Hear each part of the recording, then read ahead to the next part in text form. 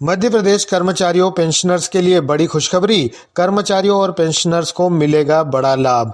सरकार की बड़ी तैयारी, 1 जनवरी 2026 से मिलेगा लाभ। जी हां दोस्तों, मध्य प्रदेश के सरकारी कर्मचारियों और पेंशनर्स के लिए साल 2026 की शुरुआत बड़ी खुशखबरी लेकर आ सकती है। 1 जनवरी 2026 की तारीख प्रदेश के लाखों सरकारी सेवकों के लिए बेहद खास होने वाली है, क्योंकि इसी दिन से नए वेतन आयोग की सिफारिशों को लागू करने की तैयारी की जा रही है। राज्य सरकार अपने कर्मचारियों के हितों को ध्यान में रखते हुए वेतन और भत्तों में संशोधन की योजना बना रही है। इस फैसले से न केवल सेवारत कर्मचारियों की सैलरी में बड़ा उछाल आएगा, बल्कि पेंशन भोगियों की मासिक पेंशन में भी सम्मानजनक वृद्धि देखने को मिलेगी। सरकार की इस पहल का मुख्य उद्देश्य महंगाई के दौर में कर्मचारियों को आर्थिक राहत देना है। वर्तमान में 7वें वेतन आयोग के तहत मिल रहे लाभों को अब 8वें वेतन आयोग के मानकों के अनुसार अपडेट किया जाएगा। आइए जानते हैं इस नई योजना के बारे में विस्तार से। मध्य प्रदेश शासन द्वारा कर्मचारियों और पेंशनर्स के लिए 8वें वेतन आयोग को लेकर हलचल तेज हो गई है। माना जा रहा है कि 1 जनवरी 2026 से इस नए वेतन ढांचे को पूरे प्रदेश में प्रभावी कर दिया जाएगा।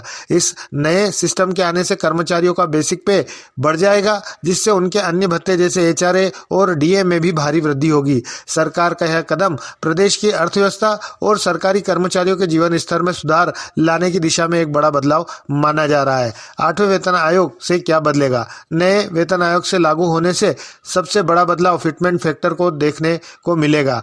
वर्तमान में 7वें वेतन आयोग के तहत यह 2.57 है, जिसे बढ़ाकर 2.86 या उससे अधिक किए जाने की मांग की जा रही है। अगर सरकार फिटमेंट फैक्टर को बढ़ाती है तो लेवल 1 के कर्मचारी की न्यूनतम सैलरी 18,000 रुपए से बढ़कर सीधे 30,000 रुपए से अधिक हो सकती है। इसी अनुपात में पेंशनर्स की पेंशन में भी भारी इजाफा होगा। कर्मचारियों को मिलने वाला महंगाई भत्ता भी नए वेतन के साथ मर्ज कर दिया जाएगा। इससे कर्मचारियों की टेक होम सैलरी काफी बढ़ जाएगी। पेंशनर्स के लिए भी सरकार पेंशन रिवीजन की तैयारी कर रही है, जिससे बुजुर्गों को आर्थिक सुरक्षा मिलेगी। वेतन में बड़ी वृद्धि, बेसिक सैलरी बढ़ने से कुल वेतन में 25 से 30% का इजाफा संभव है। पेंशनर्स को राहत, न्यूनतम पेंशन में संशोधन होने से 5 लाख से अधिक पेंशन भोगियों को फायदा होगा। बकाया एरियर, यदि घोषणा में देर होती है तो 1 जनवरी 2026 से एरियर मिलने की भी उम्मीद है।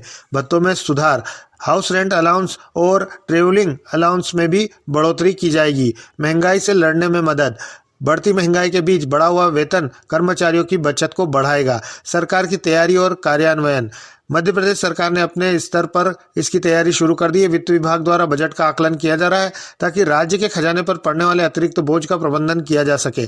मुख्यमंत्री कार्यालय से भी संकेत मिले हैं कि कर्मचारियों के कल्याण के लिए सरकार प्रतिबद्ध है। 2026 के शुरुआती बजट सत्र में इस संबंध में औपचारिक घोषणा की जा सकती है। इसके लिए एक विशेषज्ञ कमेटी का गठन भी किया जा सकता है, जो वेतन विसंगति को दूर करने का सुझाव देगी। पेंशनर्स के लिए विशेष रूप से डिजिटल लाइफ सर्टिफिकेट और ऑनलाइन पेंशन प्रोसेसिंग को और सरल बनाया जा रहा है, ताकि 1 जनवरी 2026 को बढ़ा हुआ लाभ सीधे उनके खाते में बिना किसी देरी के पहुंच सके। क्या होगी नई सैलरी और पेंशन की गणना?